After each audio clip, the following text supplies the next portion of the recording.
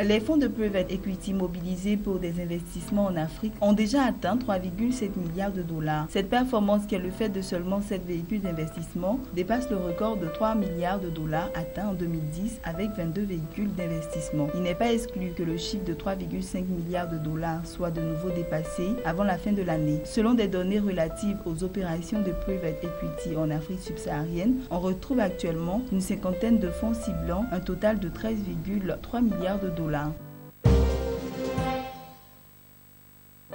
Ethiopian Airlines confirme son statut de championne africaine du transport aérien. La compagnie a annoncé avoir réalisé un bénéfice net record de 175 millions de dollars durant son exercice fiscal 2014-2015 qui s'est achevé le 7 juillet dernier. Le transporteur a également précisé avoir réalisé un chiffre d'affaires de 2,39 milliards de dollars au cours de cet exercice. Selon l'Association internationale du transport aérien, Ethiopian Airlines se positionne ainsi au rang de première compagnie africaine en termes de bénéfices et de chiffre d'affaires. La compagnie publique ne compte pas s'arrêter en si bon chemin. Elle entend faire passer sa flotte de 76 avions actuellement à 140 appareils en 2025, année durant laquelle le transporteur prévoit de générer un chiffre d'affaires de plus de 10 milliards de dollars.